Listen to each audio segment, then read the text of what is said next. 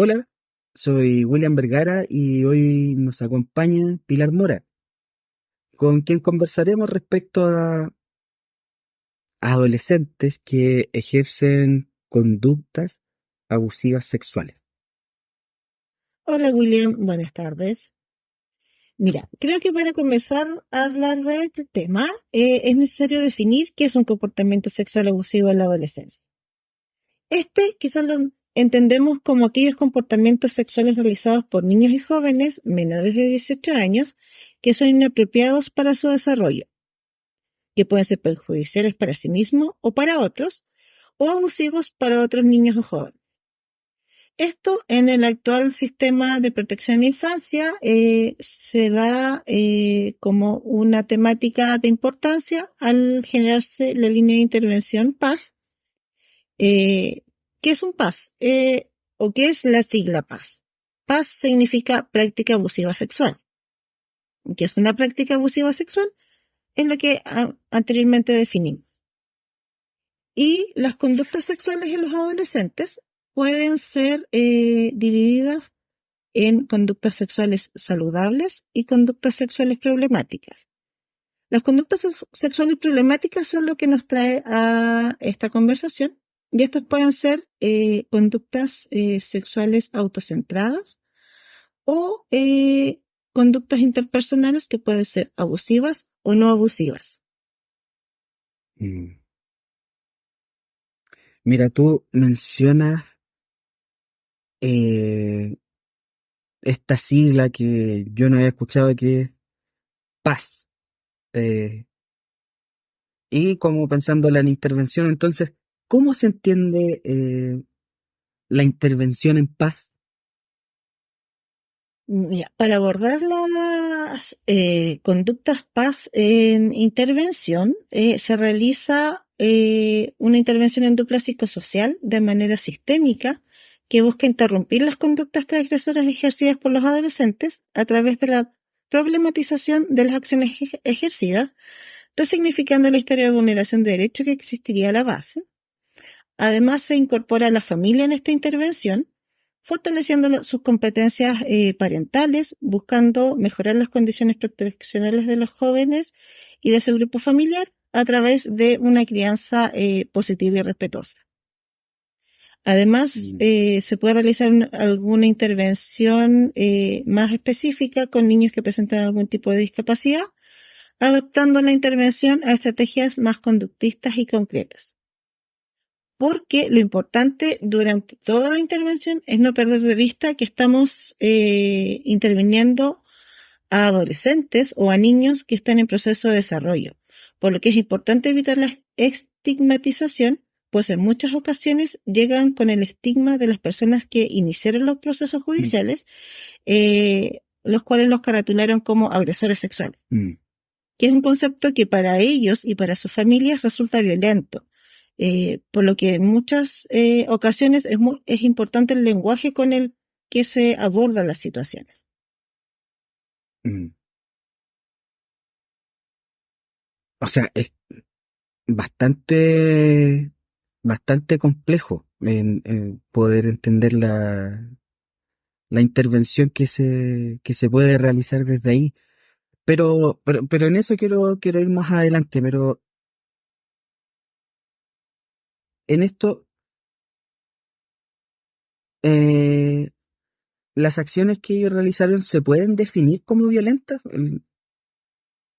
Mira, las acciones que realizan los adolescentes por lo general son, claro, son conductas abusivas que pueden definirse como violentas, pero por lo general son acciones por falta de educación sexual. Mm. Siendo estas exploraciones inadecuadas de la misma, las que se dan principalmente con familiares o dentro de sus contextos sociales como el colegio o su círculo de amigos, por lo que las conductas no son violentas, sí son transgresoras por la ausencia de consentimiento o porque el consentimiento está viciado por la diferencia de edad o contextuales, no sé, puede ser que en algún evento social haya consumo de sustancias y la parte, una de o ambas partes no están en condiciones de consentir. Mm. Aunque en algunos casos existe coerción en las interacciones ejercidas, pero principalmente son exploraciones inadecuadas por, como te decía, no tener claros aspectos relativos a la sexualidad.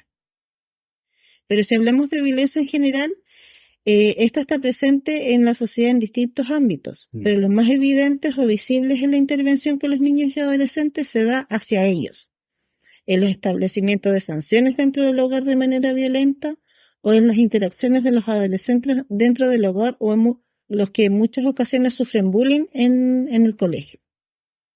Actualmente nuestra sociedad tiene altos índices de violencia que es importante visibilizar como un problema psicosocial a intervenir, pero del que no hablaremos en esta ocasión, pues nos trae acá las conductas abusivas de los adolescentes. La violencia de los adolescentes se da en la mayoría de las ocasiones por la poca tolerancia y la frustración que experimentan y por las pocas herramientas que presentan para abordarlas, replicando e incrementando las pautas violentas que observan dentro de su entorno. Entiendo, o sea, muchas veces nosotros podemos hablar de estas conductas violentas, pero tú las sitúas, o sea, tú hablas acerca de que pasa en un contexto. Entonces, es lo que te decía al principio, quiero volver sobre esto de que siempre se dice que es complejo el trabajo en vulneración de derechos. Tú hoy día nos hablas de los adolescentes que transgreden, gracias por la aclaración.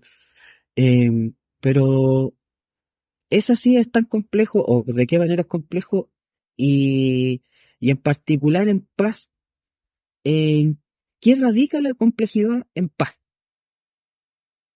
Mira, trabajar con vulneración de derechos siempre es complejo, en especial en programas especializados en los que se trabaja en temáticas tan específicas como las transgresiones sexuales en adolescentes.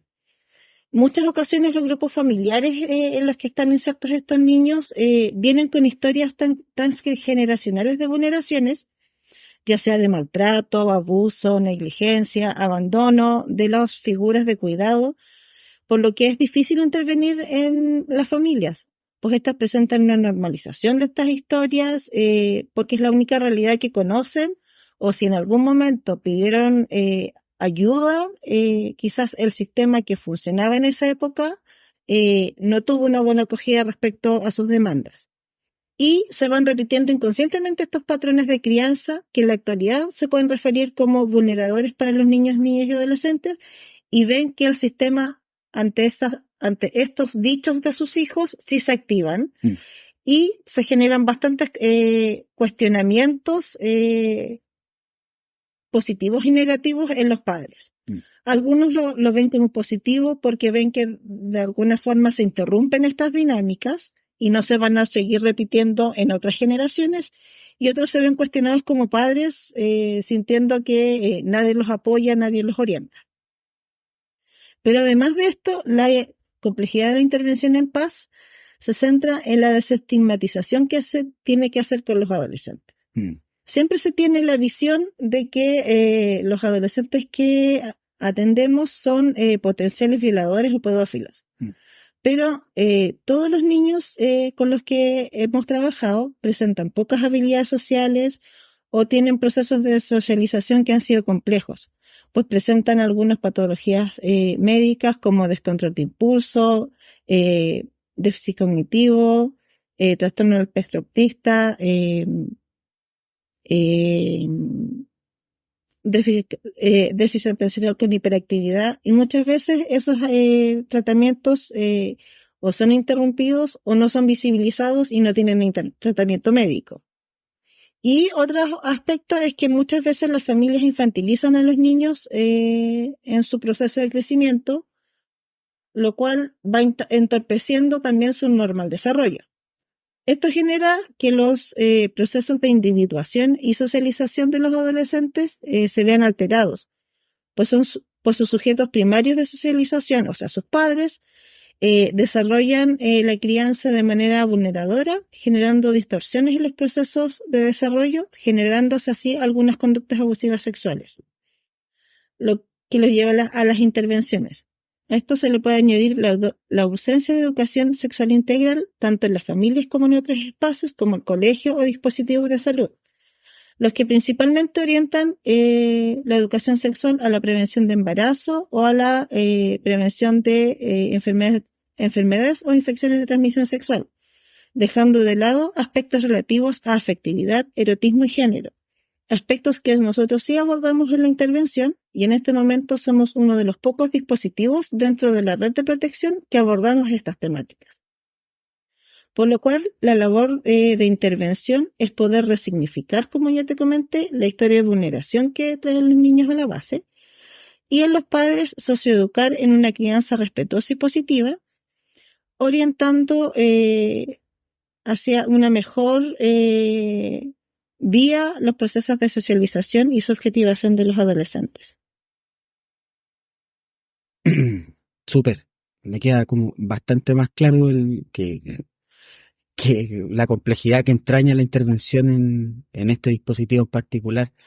Y en eso, para ir cerrando, digamos, este espacio de entrevista, ¿puedes ver una relación entre la problemática que se aborda en paz con la realidad social? Sí, creo que las conductas ejercidas por los adolescentes también son un reflejo de nuestra sociedad actual. Las problemáticas de las vulneraciones sexuales es un tema que se ha abierto bastante más en las últimas décadas. Siempre escucho relatos de madres o abuelas que señalan que ellas también fueron vulneradas sexualmente por algún primo, hermano o algún familiar directo, y que no se tomaron las acciones al respecto. Considero que es positivo que se visibilice esta temática y que se aborde en las familias y en otros contextos para interrumpirlas, pues es una dinámica vulneradora que afecta finalmente el desarrollo psicosexual de tanto los niños como sus familias. También es importante entregar educación sexual integral a las familias y en los espacios educativos, pues es un ámbito de nuestro ser que nos acompaña siempre y debe dejar de ser tabú. Estamos viviendo en un contexto social que es cada vez más crítico hacia las acciones violentas que ejercen terceros, pero existe poca empatía en las relaciones interpersonales que se ejercen, situación que impacta a nuestros niños y jóvenes, los cuales solo replican lo vivenciado y aprendido. Entiendo. Muchas gracias.